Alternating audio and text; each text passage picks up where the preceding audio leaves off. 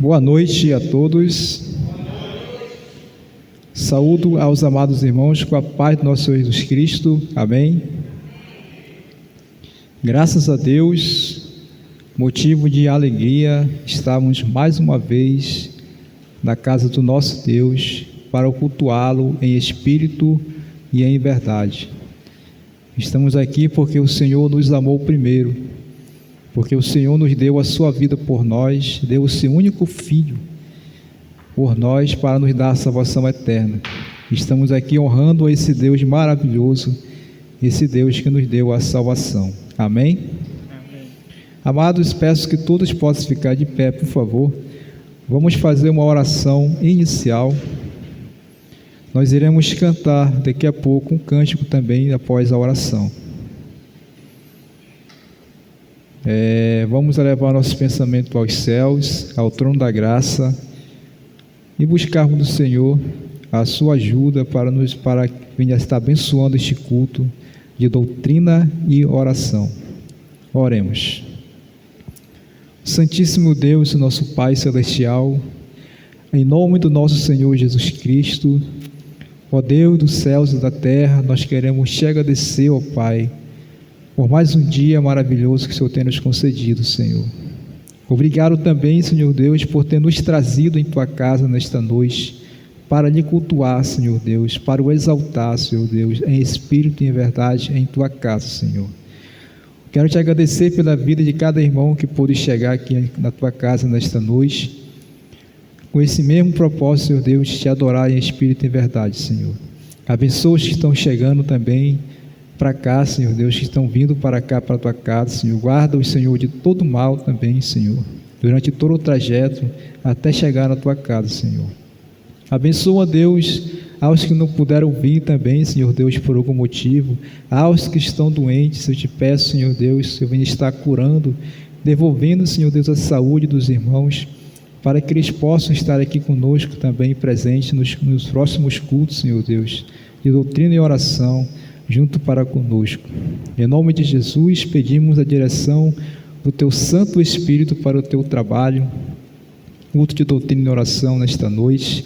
Recebe também a nossa adoração diante do Teu trono, Senhor, como um aroma suave, que venha estar abençoando a cada um de nós, derramando as Tuas bênçãos neste lugar em nossas vidas, Senhor. Nos abençoe também com Tua palavra, que nós iremos receber daqui a pouco também, através do Teu servo, meu Pai. Em nome de Cristo Jesus é que nós te agradecemos. Amém. Amados, ainda de pé, vamos cantar o cântico Colossenses 1. E este cântico nós estamos aprendendo, este cântico Colossenses 1.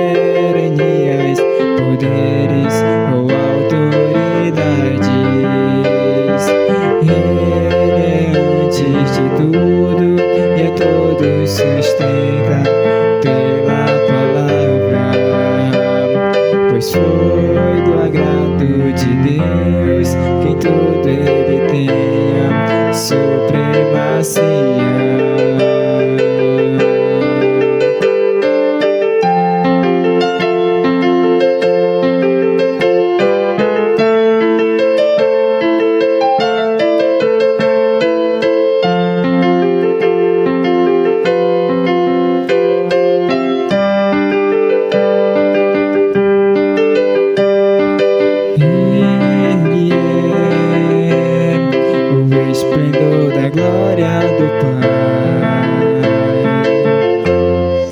Ele é a exata expressão do seu ser,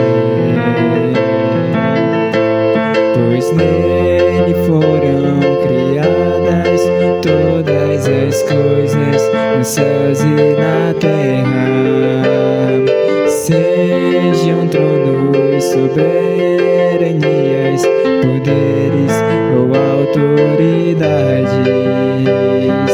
Ele é antes de tudo e a todos sustenta pela palavra, pois foi do agrado de Deus que em tudo ele tenha supremacia. Já não há mais nada que a ele não pertença, em tudo existe graça, cantemos sim. Já não há mais nada que a ele não pertença, em tudo existe graça, cantemos sim.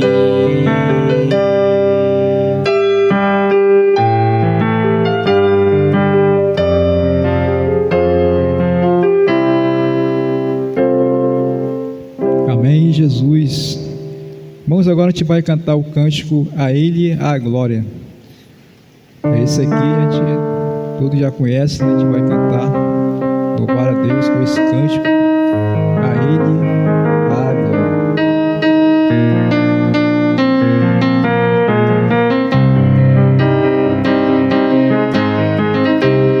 Porque dele, por ele, para ele são todas as coisas. Porque dele, por ele, para ele são todas as coisas. Porque dele, por ele, para ele são todas as coisas. Porque dele, por ele, para ele são todas as coisas. A ele a glória, a ele a glória, a ele a glória, para sempre. Amém. Com profundas riquezas, o saber e o conhecer de Deus, com insondáveis seus juízos e seus caminhos, com profundas riquezas, o saber e o conhecer de Deus, com insondáveis seus juízos e seus caminhos. A ele a glória, a ele a glória, a ele a glória, para sempre. Amém. A ele a glória, a ele a glória, a ele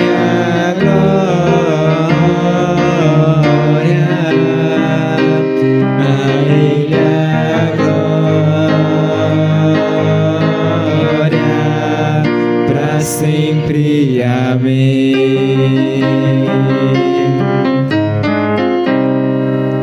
Amém, glórias ao Senhor. Amados, agora vamos ler a palavra do nosso Deus, que se encontra na carta que estamos estudando, o capítulo 1 da carta de Colossenses. Vamos ler do versículo 13 ao versículo 17. Esta é a nossa leitura. Então, abram suas Bíblias para Colossenses capítulo 1, versos 13 a 17.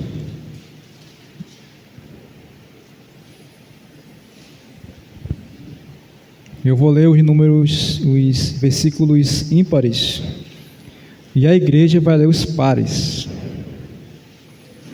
ok? Vou ler os versículos ímpares e os irmãos os pares. Diz assim em Colossenses capítulo 1. Todos acharam? Diz assim em Colossenses capítulo 1, versículo 13: Ele nos libertou do império das trevas e nos transportou para o reino do Filho do seu amor. Igreja. No qual temos a redenção dos pecados. Este é a imagem do Deus invisível, o primogênito de toda a criatura. Igreja. Pois nele foram criadas todas as coisas, nos céus e sobre a terra, as visíveis e as invisíveis, sejam tronos, sejam soberanias, quer principados, quer potestades, tudo foi criado por meio dele, para ele. Ele é antes de todas as coisas. Nele tudo subsiste. Amém. Quero convidar nosso irmão Mateus para vir aqui para fazer uma oração agradecendo a leitura da palavra do Senhor.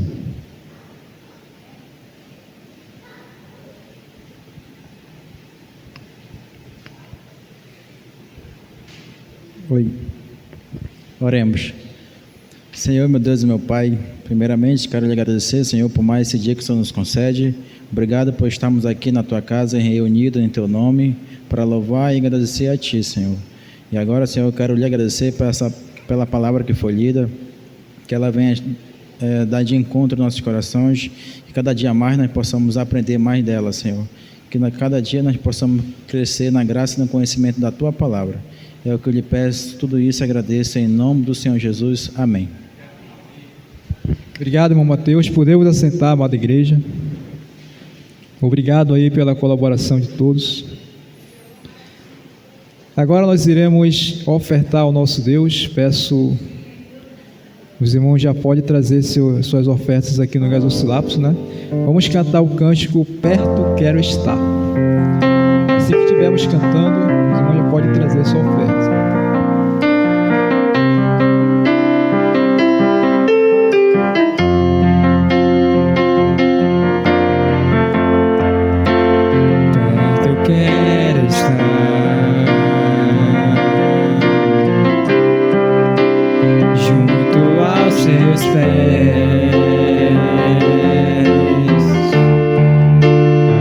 Pois prazer maior não há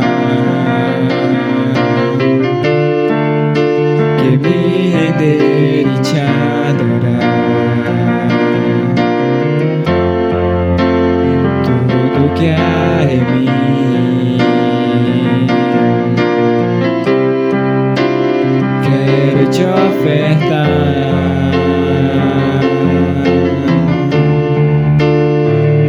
Ainda é pouco, eu sei, se comparado ao que ganhei. Eu sou apenas servo, teu amigo me tornei. Te louvarei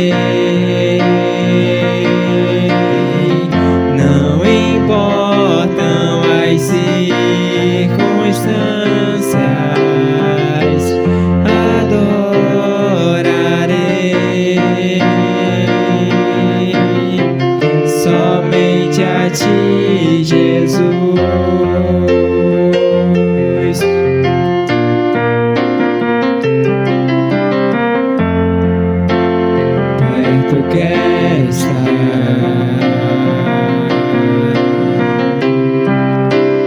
junto aos seus pés, pois prazer maior não há que me render e te adorar. Tudo que há em mim eu quero te ofertar, quero te ofertar.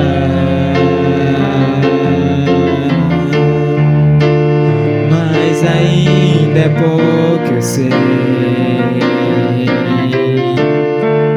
se comparado ao que ganhei. Não sou apenas servo, teu amigo me tornei.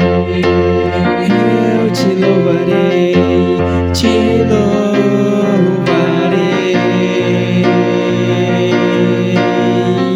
Não importam as circunstâncias, adorarei.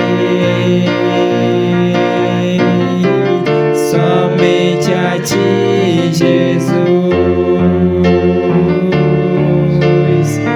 Somente a ti, Jesus.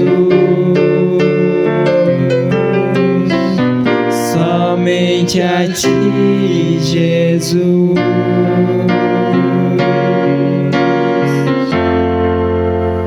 Oremos. Santo Deus, amado Pai, queremos te agradecer no nome de Jesus pelas ofertas, meu Deus, que foram arrecadadas em tua casa, Senhor. Pedimos a tua bênção a todos que puderam te ofertar, e aos que não puderam, também te peço a tua bênção da mesma forma, Senhor. No nome de Jesus também queremos neste momento e pedir também, Senhor Deus, pela tua palavra que nós iremos receber nesta noite, o teu estudo da tua palavra, Senhor. Sejai com teu servo, nosso pastor Júlio César, lhe dando graça e sabedoria para nos ensinar nesta noite a tua palavra. Em nome de Cristo Jesus é que nós te pedimos e te agradecemos. Amém. Bem, amados, agora eu quero convidar o pastor Júlio César para vir tomar o púlpito para já dar o estudo da palavra de Deus para nós no livro de Colossenses que estamos estudando. Muito.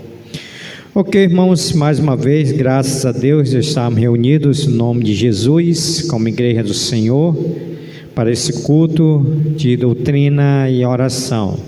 Gostaria de justificar as ausências de alguns dos irmãos. Irmão Márcio com a sua família. Os irmãos sabem que a irmã Patrícia está enferma, tá? Ela tem uma enfermidade chamada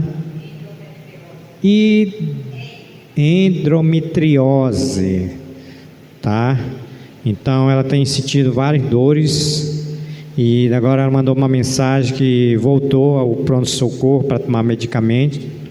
Então ela pede oração, o irmão Márcio está acompanhando ela e eles não podem estar na casa do Senhor, tá bom? Alguns ainda estão para o interior, irmão Zé Ferreira, a irmã Abigail, estão para o interior, foram voltar. Outros, não sei se ainda estão. Aí eu com a irmã Diane voltamos no mesmo dia, né, irmã? Fomos ali para o colégio e voltamos no mesmo dia. Também a irmã Poliana, né, que está voltando de férias aí, aproveitou bastante. Está vigorosa, forças renovadas. Pelo menos é assim, né? Quando eu voltei de férias, voltei liso e cansado. Não sei se é assim que está acontecendo com a irmã, né? Acho que não, né? Liso não, né? Ok, irmãos? Então os outros irmãos eu não sei porque não vieram ao culto de doutrina e oração.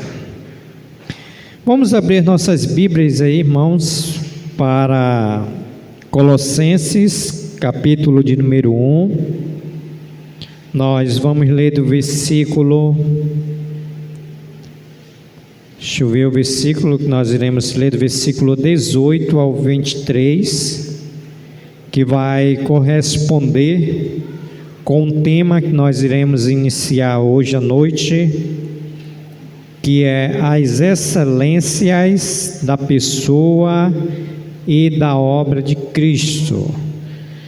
Então, para essa sessão, nós vamos ler Colossenses capítulo 1, versículo 18 ao 23. Amém? Leiamos Colossenses capítulo de número 1, versículo 18.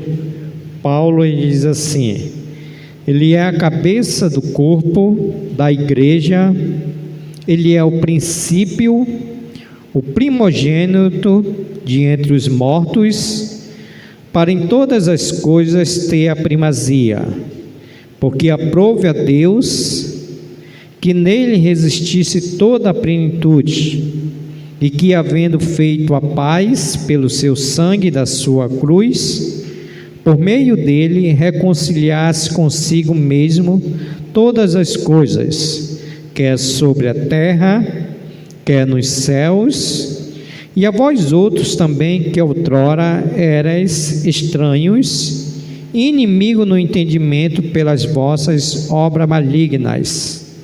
Agora, porém, vos reconciliou no corpo da sua carne, mediante a sua morte, para apresentar-vos perante ele santos e culpáveis e irrepreensíveis, se é que permaneceis na fé, alicerçados e firmes, não vos deixando afastar da esperança do Evangelho, que ouvistes e que foi pregada a toda criatura debaixo do céu, e do qual eu, Paulo, me tornei ministro.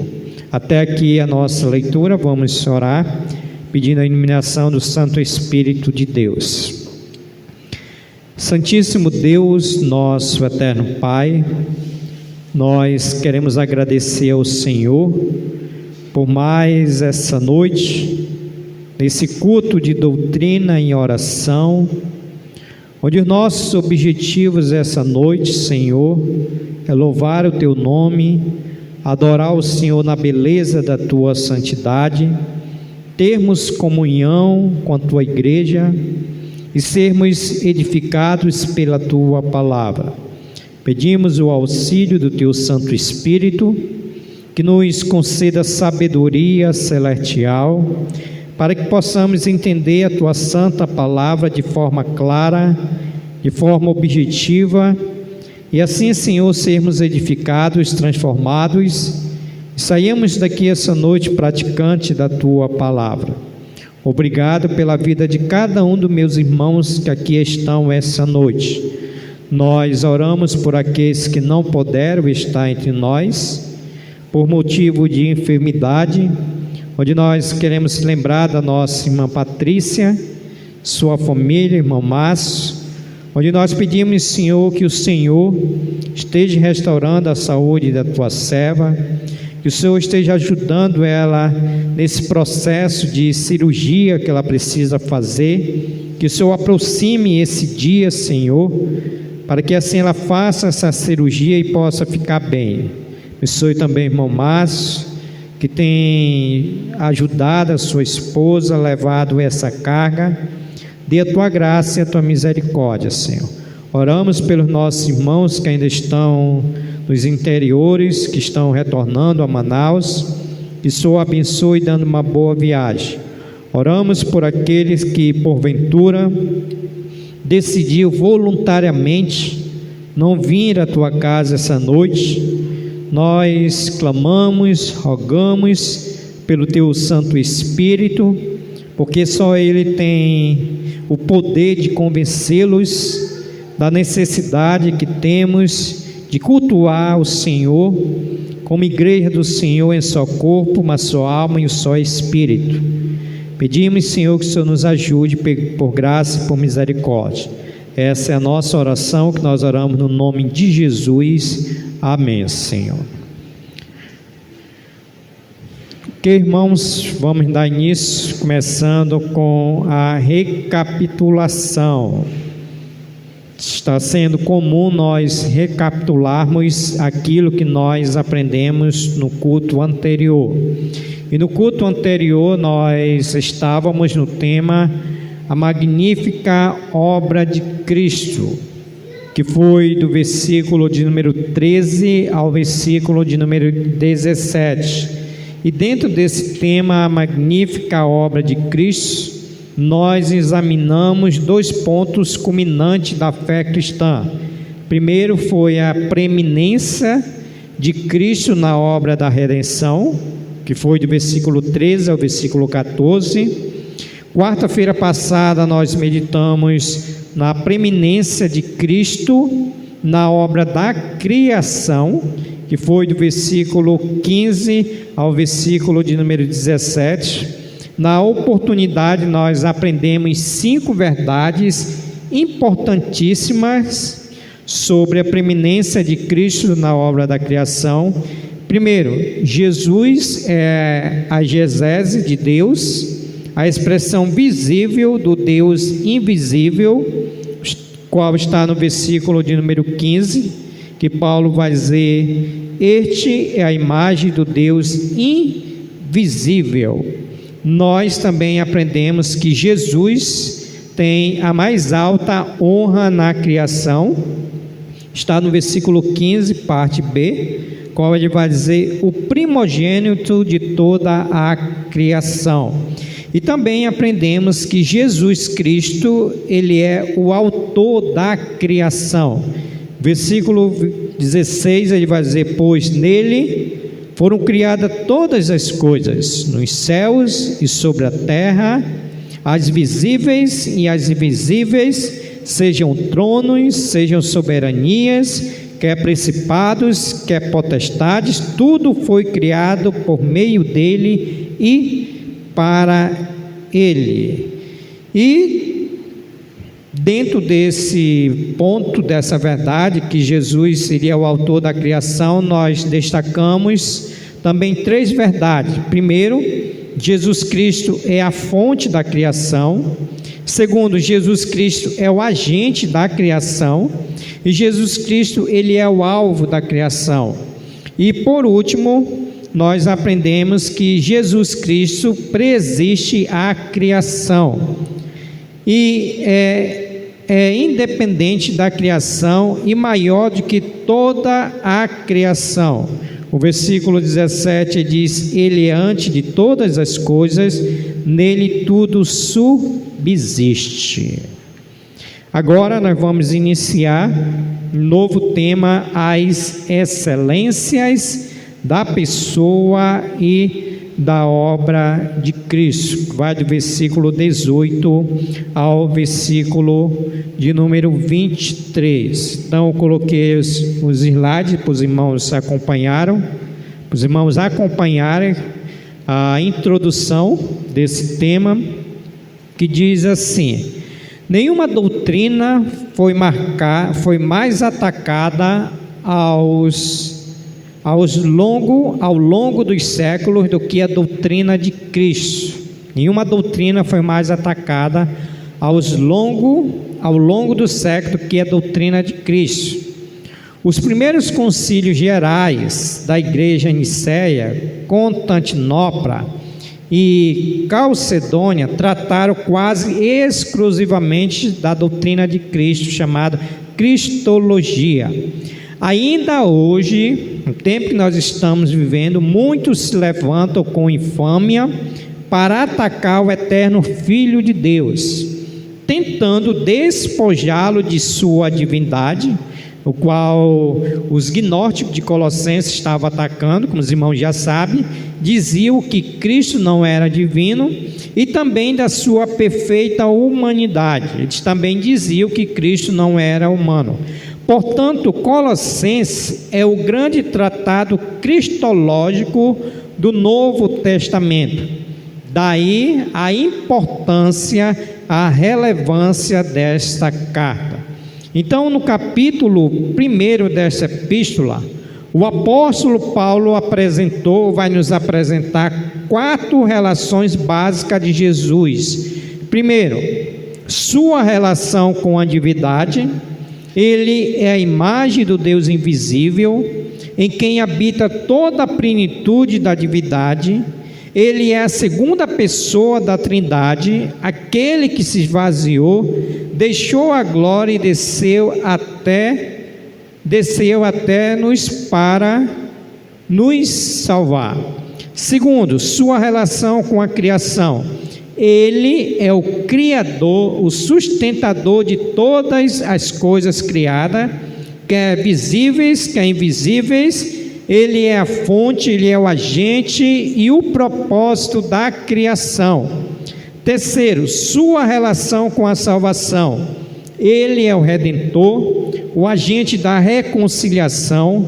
Por meio do seu sangue temos paz com Deus, por sua morte temos vida eterna. E por último, sua relação com a igreja. Ele é o cabeça da igreja, o dono da igreja, o Senhor da igreja, aquele que sustenta, dirige e protege a sua igreja. Então nós vimos aí a relação de Jesus Cristo, 4 relações básicas de Jesus Cristo.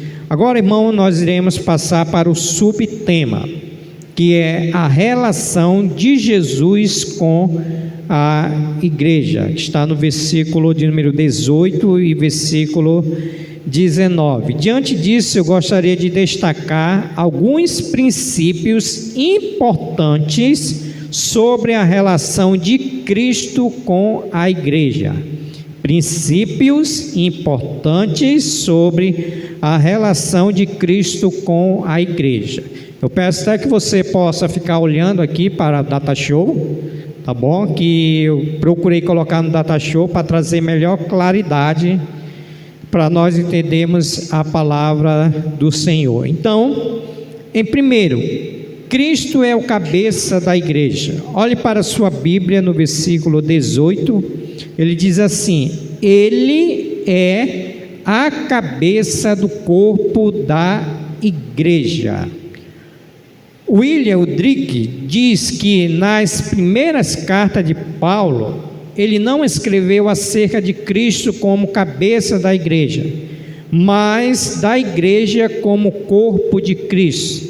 Então, quando Paulo escreveu suas cartas, ele não escreveu sobre Cristo, o cabeça da igreja, mas ele fez ao contrário. Ele escreveu a igreja e o corpo de Cristo.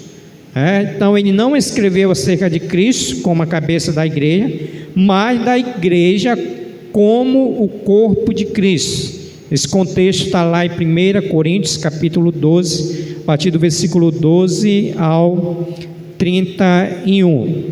Então, o que é que Paulo está dizendo aqui, irmãos? Que Cristo, ele é o cabeça ou a cabeça da igreja.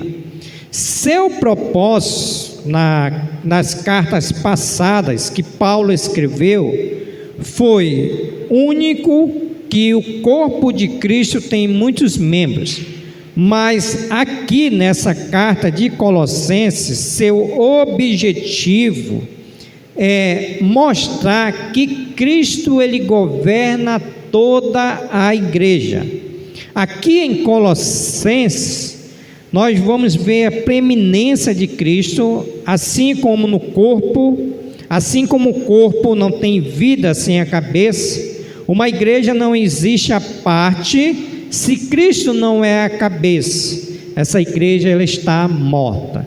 Então, qual a ideia que o apóstolo Paulo está nos dizendo aqui? Que Cristo ele é a cabeça da igreja. E a ilustração para nós entendermos que o apóstolo Paulo ele até usa lá em 1 Coríntios é com relação ao corpo. Paulo, quando vai falar aos 1 Coríntios, capítulo 12, para ilustrar que todos nós somos o corpo da igreja, para ilustrar ali que os membros precisam um dos outros, Paulo aqui tem a ideia de nos mostrar que um corpo sem a cabeça é um corpo morto. Você já imaginou? Ou vamos imaginar, se tirar a nossa cabeça, o que é que vai acontecer? O corpo ele vai sobreviver? Sim ou não? Não. Por quê? Porque precisa ter uma cabeça. para dirigir todo o corpo. Então, quando Paulo está dizendo aqui, ele é a cabeça do corpo. Paulo está dizendo aqui que todos nós precisamos de Cristo como cabeça da igreja. A cabeça da igreja não é o Papa, mas Cristo. Jesus, ele é o fundamento, Jesus, ele é o dono, ele é o edificador, ele é o protetor da igreja. Vamos ler esse texto que está aí? Mateus 16, 18. Está aí? Não? Está aí? Vamos ler esse texto aí, que é que eu estou dizendo para os irmãos, que Cristo, ele é o fundamento, Cristo é o dono da igreja, Cristo é o edificador, ele é o protetor da igreja. Mateus capítulo 16, versículo 18. Olha o que é que ele diz. Mateus 18, 16. Amém? 16, 18. Só fiz para saber se os irmãos estavam prestando atenção. Gostou aí dessa estratégia aí? Mateus 16, 18. Amém? Também eu te digo que tu és Pedro, e sobre esta pedra edificarei a minha igreja, e as portas do inferno não prevalecerão contra ela. Jesus está dizendo, falou para Pedro, ele diz: também eu te digo que tu és Pedro, e sobre essa pedra edificarei a igreja do pastor Valdemiro, edificarei a igreja do Edir Macedo, edificarei a igreja do pastor Júlio César. O que Cristo está dizendo? Edificarei a minha igreja. Então, Cristo, ele é a cabeça da igreja. Olha essa nota aqui, Warren Wiersbe diz que nenhum cristão na terra é a cabeça da igreja. Vários líderes religiosos podem ter fundado congregações ou denominações, mas somente Jesus é o fundador da igreja. Então ele está dizendo aqui que nenhum líder, ele é o fundador da igreja. Por isso, irmãos, é até errado nós falarmos da nossa parte, quando nos referimos quem foi o fundador da igreja, quem foi o fundador da Brilho Celeste. Não é essa a frase correta. A frase correta é organizador. Quem foi o organizador da Igreja Batista Brilho Celeste? Porque o fundador da igreja é Cristo. E o que é que tem acontecido hoje nas igrejas contemporâneas? Primeira pessoa coloca logo a placa na frente da igreja, né? Coloca a sua foto, a foto da sua esposa, como se ele fosse o fundador dessa igreja. Não é dessa forma que Paulo está dizendo. Paulo está dizendo que Cristo, ele é o fundador da igreja, baseado em Mateus 16, 18. Abordando esse mesmo texto, William Friedrich fala que Cristo é a cabeça da igreja em dois aspectos, no sentido orgânico e governante. Primeiro, Cristo é a cabeça orgânica da igreja. A palavra cabeça significa fonte e origem. A igreja tem sua origem em Cristo.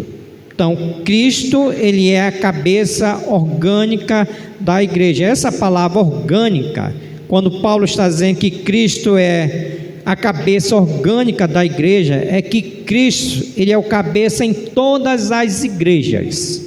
Em todas as igrejas, não é somente aqui na Brilho Celeste, mas ele deve ser o cabeça na Universal, ele deve ser o cabeça nos Adventistas, Testemunho de Jeová, tudo que for igreja, Cristo, ele é o cabeça, ou melhor dizendo, a cabeça. Então, alguém só tem vida em Cristo.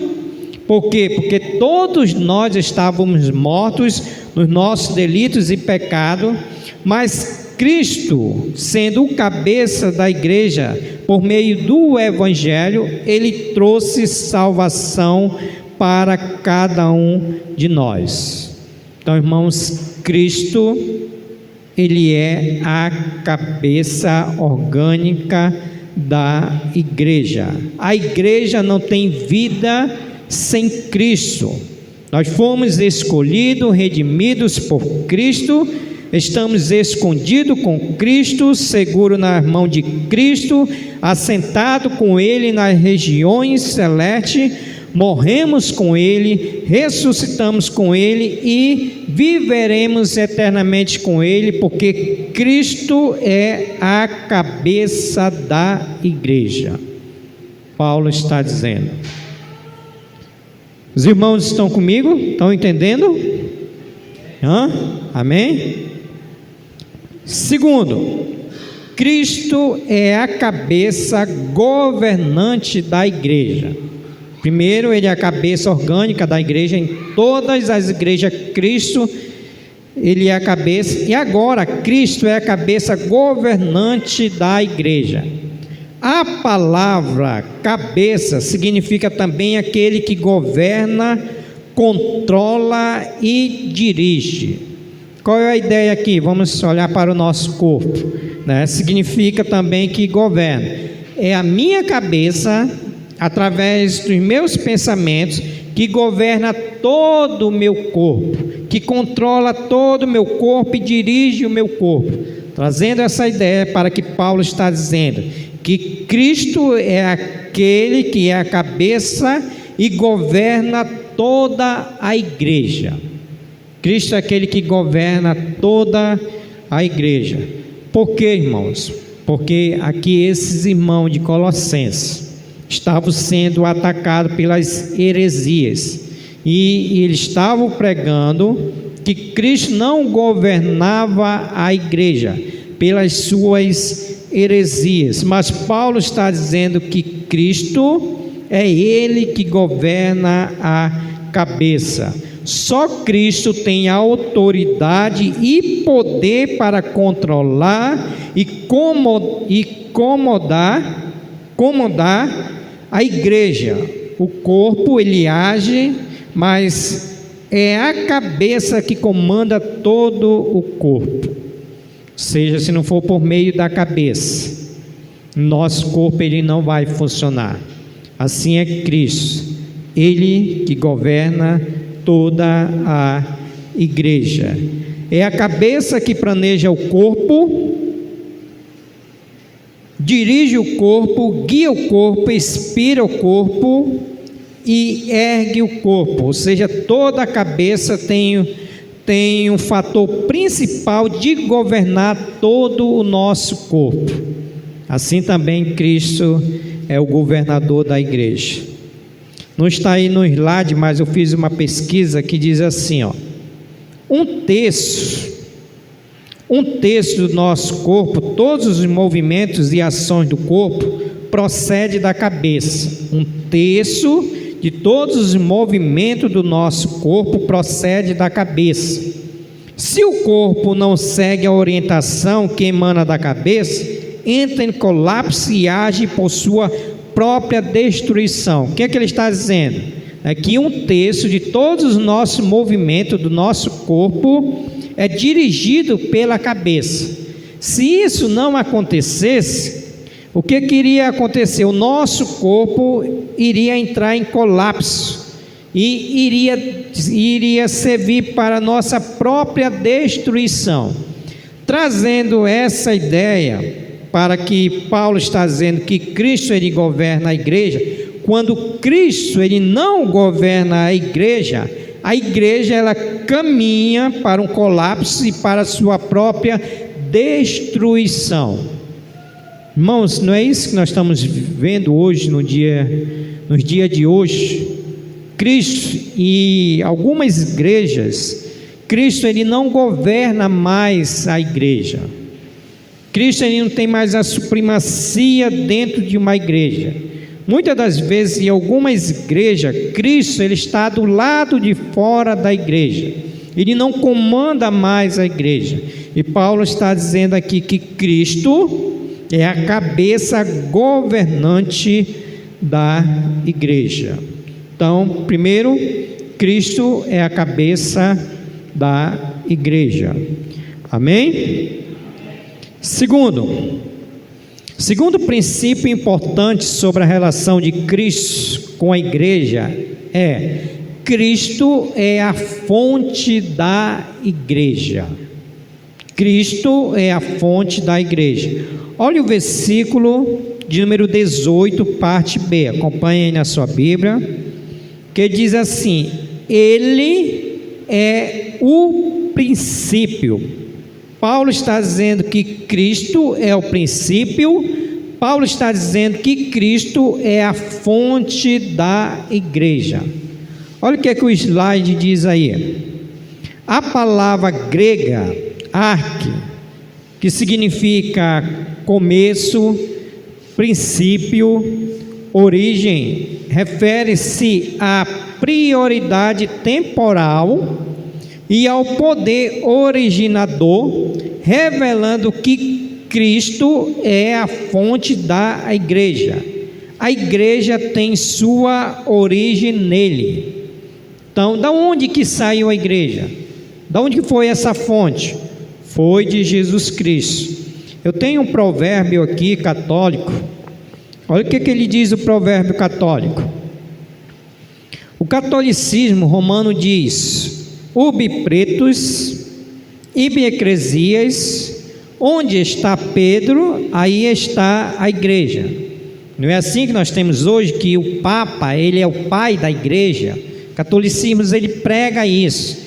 Mas a palavra de Deus diz: ubi Christus, ibi ecclesia, onde está Cristo, aí está a igreja. Então, nada de Papa ser o pai da igreja. Não foi o Papa que teve como fonte. Paulo está dizendo que Cristo ele é a fonte da igreja. Jesus é quem supre a igreja através dos dons e através do poder do seu Espírito e da sua palavra. A posição que o Pontífice, o Papa romano ocupa, ele está sendo usurpado, porque Cristo ele é a fonte da igreja. A igreja está edificada sobre Cristo e não sobre o Papa. Olha o que essa nota diz aí, irmãos. William Barclay, ele diz, por exemplo, no sentido temporal, por exemplo, A é o princípio do alfabeto, não é? Sim ou não? Sim ou não? Sabe mais não? Sim, sim, para nós também desconfiar, né? A não é o princípio do alfabeto, né? A primeira letra? Ok. E o número 1 não é o princípio dos números? Ou vem 2 primeiro ou vem 3? Não é o número 1 que vem? Primeiro a gente aprende assim, né? Aí a gente vai ensinar o Igor, vai dizer 1, 2, 3, 4, até 10, né? Então o que ele está dizendo? Também significa primeiro no sentido de poder ordenador, de fonte de onde provém algo, e o poder que coloca algo em movimento. Então, assim como o A é a primeira letra do alfabeto, assim como 1 é o primeiro número dos números, Jesus Cristo, ele é a fonte da igreja. Não se pode mudar. A vem na frente, depois vem o B, C, D. 1 vem na frente do 2 e do 3. Então não se pode mudar. Então ele traz a ilustração para dizer que da onde é que vem a igreja? Da onde que saiu? Foi de Jesus Cristo. Jesus Cristo tem a primazia no céu, na terra. Ele tem a primazia na igreja e em todo o universo. Todo o universo. Então, segundo princípio importante sobre a relação de Cristo com a igreja é que Cristo é a fonte da igreja. Amém? Os irmãos estão entendendo? Nenhuma dúvida? Glória a Deus e aleluia. Espero que os irmãos estejam entendendo. Em terceiro lugar, terceiro princípio importante sobre a relação de Cristo com a igreja, está no versículo C do versículo 18. Cristo é o vencedor da morte. Olha o versículo de número 18, parte C. O primogênito de entre os mortos. O primogênito de entre os mortos. Slide. A ressurreição de Cristo é a razão de existir.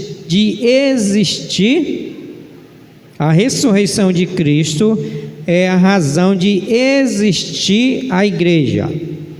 Se Cristo, presta atenção, se Cristo não tivesse ressuscitado dentre os mortos, não haveria igreja. Se Cristo não tivesse ressuscitado dentre os mortos, não haveria igreja, porque Paulo está dizendo que ele é o primogênito, primeiro de entre os mortos. Então, para se haver igreja, precisou que Cristo ressuscitasse, porque se Cristo não tivesse ressuscitado, não teria igreja. O sepulcro vazio é o berço onde nasceu a igreja. Embora a igreja seja una e Deus só tem uma igreja, a noiva de Cristo, que somos nós, somos compostos por todos os redimidos, desde Abel, onde começou, até o final do último salvo em Jesus Cristo. Ou seja, se a ressurreição de Cristo se Cristo não tivesse ressuscitado, não haveria redenção de pecadores. Por quê? Porque Cristo, ele é o vencedor da morte. Cristo, ele é o primogênito dentre os mortos. Ele não apenas ressuscitou, como aconteceu a outras pessoas, ele ressuscitou para nunca mais morrer. Ou seja, Cristo, ele venceu a morte, ele arrancou o aguilhão da morte, matou a morte, triunfou sobre ela. Vocês sabem aquele cântico? Morte, onde está a morte? A tua vitória, que diz? Ressuscitou, e ele vive para sempre. Que diz? Vamos celebrar. Sabe por quê? Porque Cristo ressuscitou e nós estamos aqui porque Cristo, ele ressuscitou. Cristo abriu o caminho como o primeiro da fila de muitos filhos de Deus que serão conduzidos à glória eterna. Olha o que diz aí esse slide, irmão. Jesus afirmou: eu sou a ressurreição e a vida. Quem crê em mim, ainda que morra, viverá. Quando ele se apresenta ao apóstolo amado no exílio, em Apocalipse 1,18, ele exclama: não temas, eu sou o primeiro e o último, aquele que vive. Estive morto, mas eis que estou vivo pelos séculos dos séculos, e tenho a chave da morte e do inferno. Cristo, ele venceu a morte, irmãos. Por isso, hoje nós somos igreja do Senhor, porque Cristo, ele venceu a morte. Amém? Glória a Deus. Aleluia. Quarto lugar, quarto princípio importante sobre a relação de Cristo com a igreja.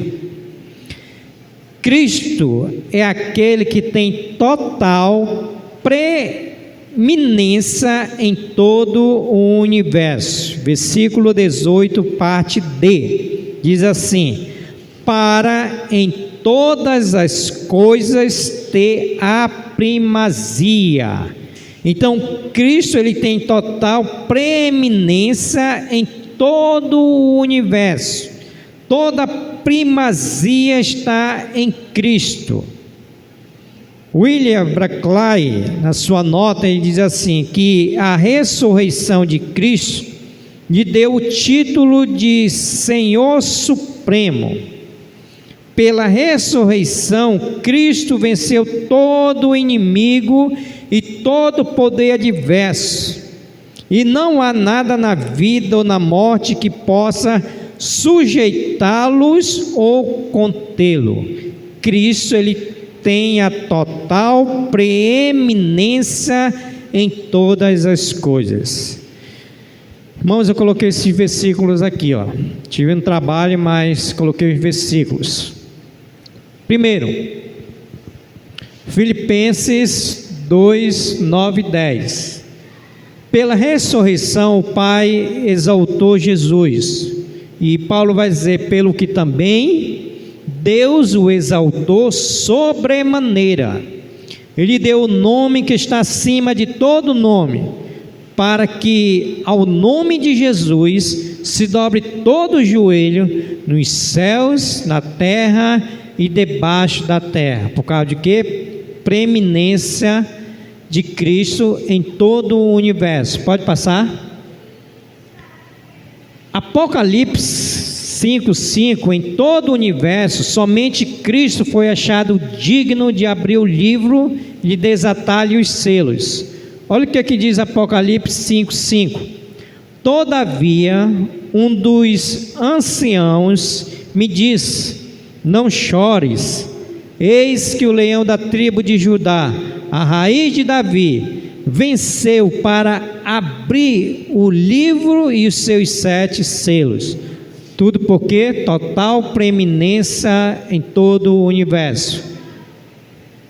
E quando ele recebeu o livro, todo o céu e toda a força em louvor ao Cordeiro preeminente. Vamos ler esse versículo em uma só voz? Todos, vamos lá, Apocalipse 5, 12 e 13. Proclamando...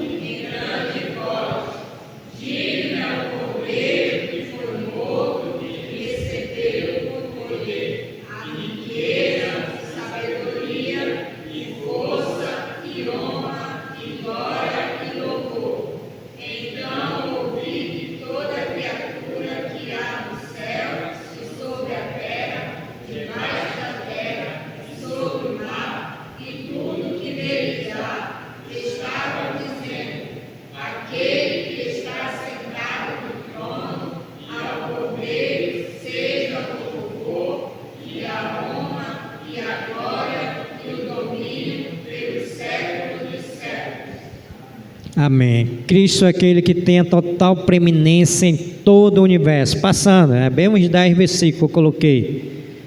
Ele é preeminente na criação, na salvação, na igreja, em todo o universo. Jesus foi exaltado à mão direita de Deus Pai. Mateus 16, 19 diz: dá-lhe-eis a chave do inferno, dos céus, e o que ligares na terra terá sido ligado nos céus, e o que desligares na terra terá sido desligado nos céus. Jesus foi feito Senhor e Cristo. Atos 2:36. Esteja absolutamente certa, pois toda a casa de Israel, de que a este Jesus que vós crucificaste, Deus o fez Senhor e Cristo. Cristo é aquele que tem total preeminência em todo o universo. Jesus está exaltado sobre todos. João 3,31. Quem vem das alturas certamente está acima de todos. Quem vem da terra é terreno e fala da terra. Quem vem do céu está acima de todos. Passando, Iglohan. Cristo é aquele que tem total preeminência em todo o universo. Ele é o Senhor de vivos e de mortos. Romanos 14:9. Foi precisamente para esse fim que Cristo morreu e ressuscitou para ser o quê? Senhor, tanto de mortos como de vivos. Passando em Glohan.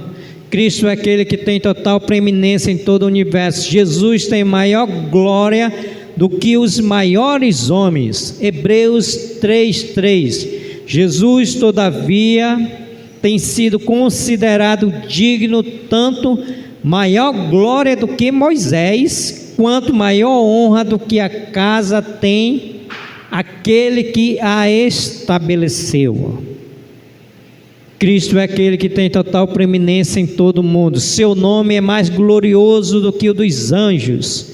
Hebreus 1:5. Pois a qual dos anjos disse: jamais, tu és meu filho, eu hoje te gerei, outra vez eu lhe serei pai e ele me será filho. Em Cristo é aquele que tem maior preeminência em todo o universo. Ele é o alfa e o ômega. Apocalipse 1:8. Eu sou o alfa e o ômega, diz o Senhor Deus, aquele que é, que era, o que há de vir, o Todo-Poderoso. Essa palavra alfa é a primeira letra do alfabeto grego, que é o início. Ômega, voltando lá, Igor, é a última letra do alfabeto grego, que quer dizer fim. Então ele é o começo e ele é o fim. Agora sim, Igor.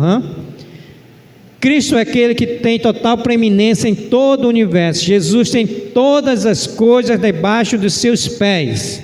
Efésios 1:22. E pôs todas as coisas debaixo dos pés, e para ser o cabeça sobre todas as coisas, o deu à igreja. Último, Cristo é aquele que tem total preeminência em todo o universo. Todas as coisas estão sujeitas a Ele. 1 Pedro 3:22, o qual, depois de ir para o céu, está à destra de Deus, ficando-lhe subordinados anjos, potestades e poderes. Sabe por quê, irmãos? Porque Cristo é aquele que tem toda a preeminência em todo o universo. Amém, irmãos? Amém. Os irmãos estão comigo? Amém. Último, Cristo é aquele em quem reside toda a plenitude. Olha o versículo de número 19. Porque aprove a Deus que nele resistisse toda a plenitude. Deixa eu ler aqui de novo. Porque aprove a Deus que nele residisse, muito bem, toda a plenitude. Slide. Tudo quanto Deus é, habita em Cristo. A palavra grega pleroma quer dizer plenitude. Nesse contexto descreve soma de todos os atributos e poderes divinos. O que Paulo está dizendo? Que tudo que está em Deus habita também em Cristo. Por exemplo, os atributos misericórdia, graça, onisciência, onipotência, onipresença também está em Cristo, porque Ele é aquele que reside toda a plenitude de Deus. Irlade, a palavra grega katoikeisai, mais ou menos isso, que quer dizer residir, não significa uma residência temporária, mas uma habitação necessária e permanente.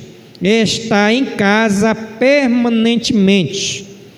O Warren Wiersbe, na sua nota, diz a respeito do mesmo tema, diz que essa palavra significa estar no lar em caráter eternamente.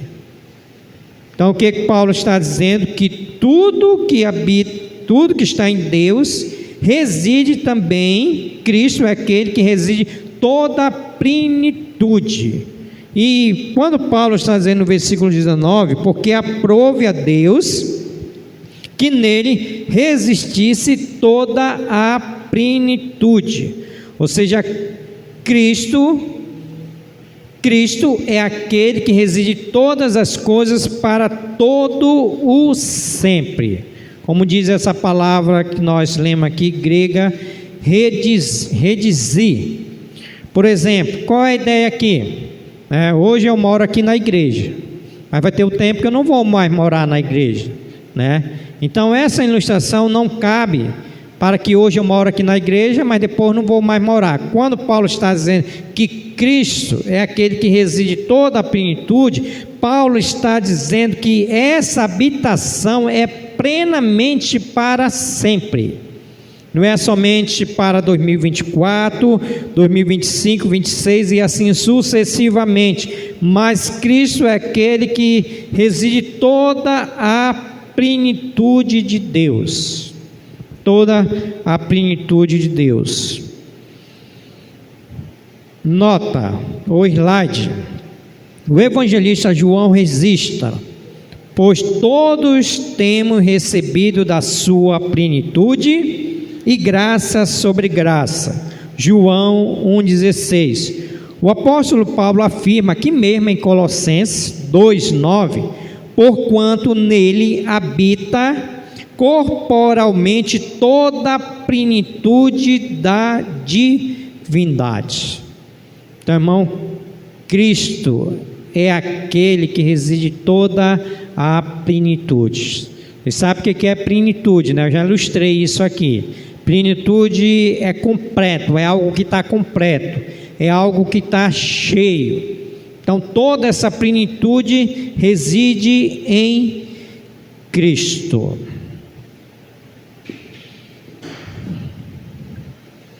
Irmãos, qual é a aplicação que nós tiramos para as nossas vidas? Aqui nós estamos diante de uma doutrina chamada Cristologia, que é a doutrina de Cristo.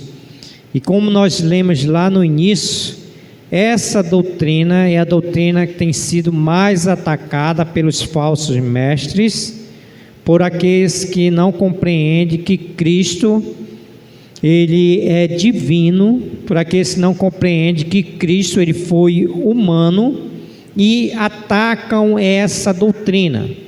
Então, qual é a aplicação que nós tiramos para as nossas vidas de tudo isso que nós já sabemos? Que Cristo tem a primazia em todas as coisas. Primeiro, a aplicação que nós tiramos para as nossas vidas é ficar resguardado disso, que Cristo ele tem a primazia em todas as coisas. Todas as coisas. E principalmente quando nós vamos evangelizar, que as pessoas, como eu já falei, tem o Papa como sendo o dono da igreja, o início, a fonte. É uma forma de nós falarmos para essas pessoas que Cristo é aquele que tem a preeminência em todas as coisas, diante daquilo que nós já aprendemos. Então nós precisamos estar preparados para combater os falsos ensinos que estão sendo ensinados. Isso nas casas dos católicos, né? Isso nas pessoas que não têm Cristo como único e suficiente Salvador. Então esse é o nosso papel, é a nossa aplicação. Irmãos, a segunda aplicação que nós podemos tirar de tudo isso é que Cristo, como nós já vimos, ele é o dono da igreja. Nenhum pastor, nenhum líder, ele é o dono da igreja. Quem é o dono da igreja é Cristo. É Cristo. Então, quando nós vemos as pessoas dizerem por atitude, ações que são donas de igreja, estão corretamente, corretamente não, né? Qual é a palavra de corretamente? Erradamente, estão erradamente, estão erradas nas suas colocações, né? Porque assim, irmãos, o que tem acontecido? Dá mais quando uma igreja tem muita família, né? A gente conhece igreja que quando tem muita família, parece que essa família quer ser dona da igreja. Eu conheço uma igreja, né? Eu conheço uma igreja que as famílias que estavam dentro da igreja disseram assim: ora, não vai entrar outro pastor aqui se não for o filho do pastor. Então, o que as pessoas andam fazendo? Se colocando como donas da igreja. E o que nós aprendemos hoje? Que Cristo, Ele é a cabeça da igreja, Cristo é o dono da igreja. E que possamos ficar vigilantes com relação a Cristo, Ele é a cabeça da igreja. Então, que o Senhor possa nos abençoar. Quarta-feira que vem, se Deus quiser, nós vamos para o outro subtema, que é a relação de Jesus com a reconciliação. A relação de Jesus com a reconciliação. Então, meus irmãos, o nome de Jesus, não falte o culto de doutrina.